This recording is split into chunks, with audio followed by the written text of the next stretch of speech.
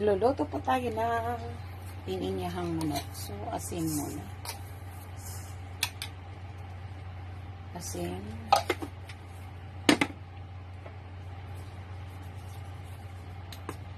Black pepper. Ayan po.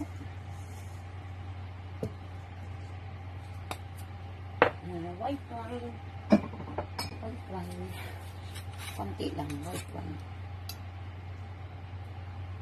Okay. Konti lang din. Sprite. Sprite.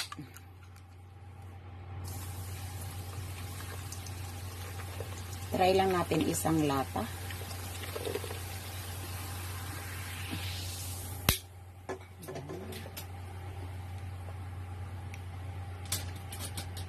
Mix lang natin.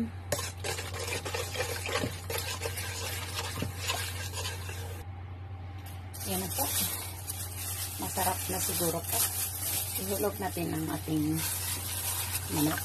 Hinati sa 4 yung buo. At then, ibabad natin ang matagal. Mamayang gabi ko na po ito lutuin.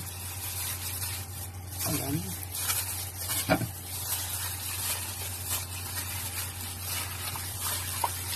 Yan lang po ang ating ilalagay. Then, eprito natin siya.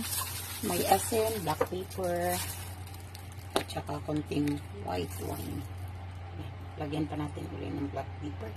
Kasi parang kulang.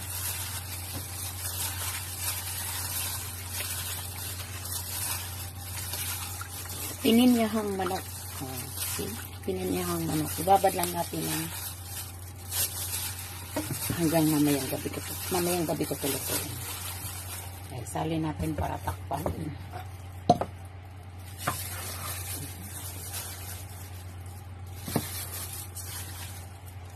Then, yung sabaw ilagay natin para malasa ang ating manok.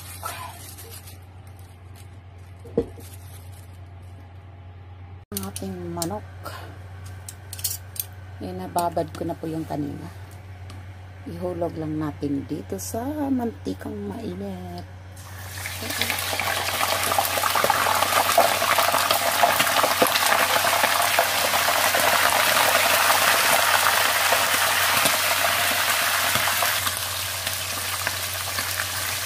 Yan ang ating lagyan ng pinya mamaya. Yung buong manok ko na hinati ko ng 4.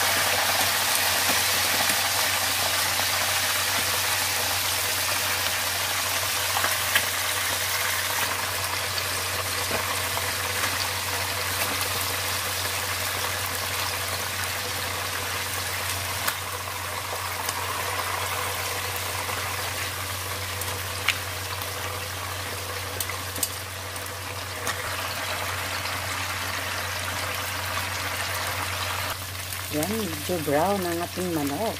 Yan. Nakababad yan ng 5 hours sa Sprite, asin, at saka paminta. Yan, pagkatapos yan, igisa natin ang sibuyas at bawang.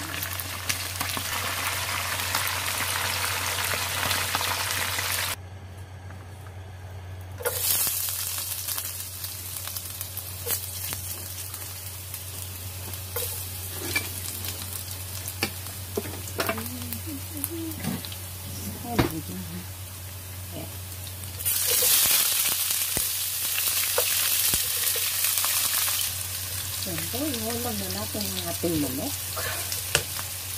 Ang ating manok. Isahin na natin.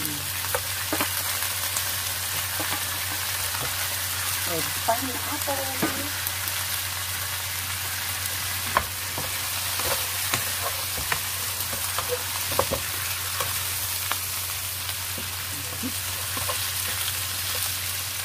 Halo natin.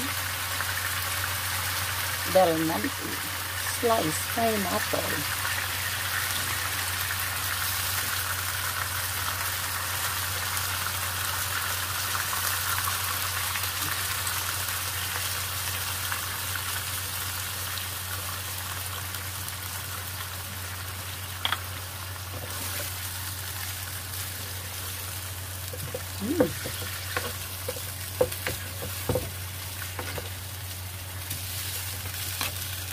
Tapos isali natin sa ating marinated na yung sauce kanina. Dito natin ilagay yung sauce.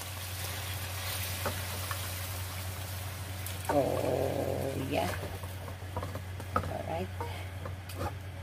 Isang kaldero para bukas. Ready na yan.